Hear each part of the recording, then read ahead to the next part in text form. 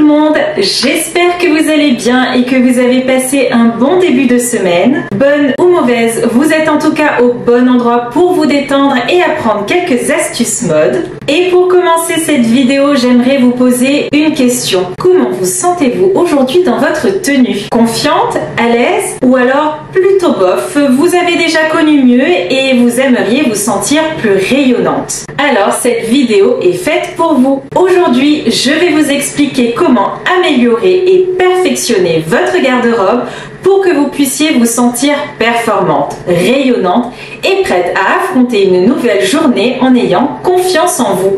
Ce n'est un secret pour personne, le vêtement est une manière de se présenter face au monde. C'est d'ailleurs pourquoi certains corps de métier, comme les pompiers par exemple, portent des uniformes. Ils renforcent la performance, la fierté et l'honneur qu'on lui attribue, et donc à la personne qui le porte. Je vais donc vous partager mes 4 astuces pour faire exploser votre assurance, et tout ça grâce à votre garde-robe. Un petit café et on débriefe tout ça ensemble.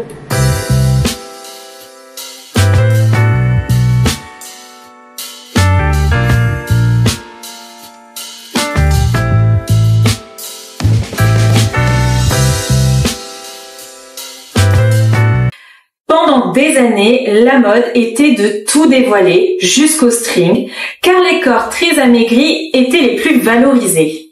Puis est arrivé le Covid et finalement, on s'est dit que le confort c'était quand même mieux. Donc on est arrivé sur une mode plus décontractée, plus confortable et très pratique pour cacher les petits kilos en trop qui s'étaient installés après le confinement. Maintenant, on revient petit à petit vers une mode certes basique, mais avec des lignes plus acérées et sensuelles. Bref, comme vous le savez, la mode est un éternel recommencement avec plus ou moins de changements. Si vous vous adaptez continuellement aux tendances, vous n'allez jamais savoir et détecter ce qui vous va ou vous met en valeur. Alors, arrêtez de suivre les tendances et fixez-vous comme objectif cette année de peaufiner réellement ce qui vous plaît. Mais pour cela, il faut vraiment vous débarrasser des diktats de beauté et de mode. Vous aussi, vous êtes belle et la confiance en soi, elle se gagne et se travaille.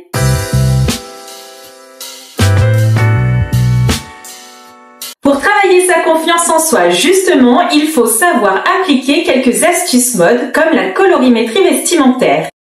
Tout simplement grâce aux couleurs de vos yeux, cheveux et teint, vous allez pouvoir définir si vous êtes plutôt dans des tons chauds, froids ou neutres et déterminer à ce moment-là la colorimétrie qui vous convient le mieux afin de vous mettre en valeur et vous sublimer grâce aux bonnes couleurs qui seront apportées à votre garde-robe. Attention toutefois, ce n'est qu'un indicateur à ne pas appliquer au pied de la lettre. Cela vous donne une bonne idée des couleurs à prioriser dans vos achats, mais restez maître de vos envies et de vos choix. Si le vert bouteille fait partie de votre colorimétrie mais que vous ne la supportez pas, ne vous forcez pas à acheter des vêtements de cette couleur. Il existe une multitude de choix suffisantes pour que vous puissiez trouver votre bonheur et apporter la lumière qu'il vous faut.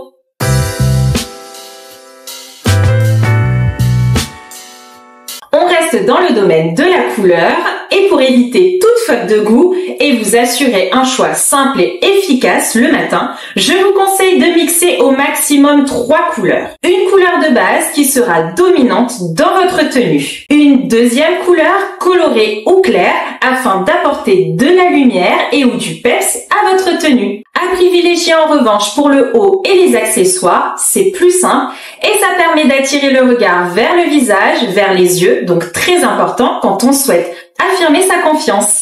Et enfin, une troisième et dernière couleur qui harmonisera l'ensemble.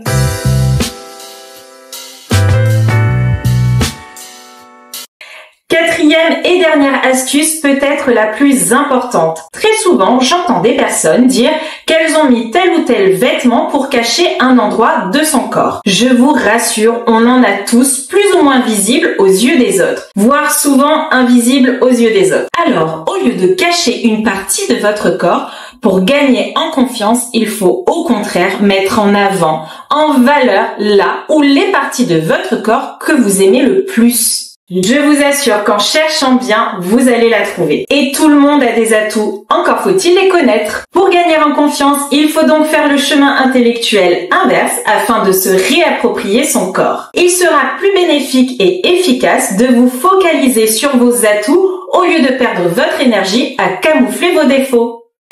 Et voilà, cette vidéo est désormais terminée. Vous l'aurez compris, pour développer et accroître votre confiance en vous, il va falloir vous débarrasser de la vie des autres et de la société en règle générale et vous recentrer sur vous-même. Pensez à appliquer quelques petites astuces mode pour vous assurer de ne pas faire de faute de goût et petit à petit, vous arriverez à obtenir la garde-robe qui vous ressemble, qui vous mettra en lumière et vous permettra de vous affirmer. J'espère que cette vidéo vous aura plu. N'hésitez pas à me poser toutes les questions qui vous taraudent et je me ferai une joie d'y répondre. En attendant, je vous dis à très vite pour une nouvelle vidéo mode.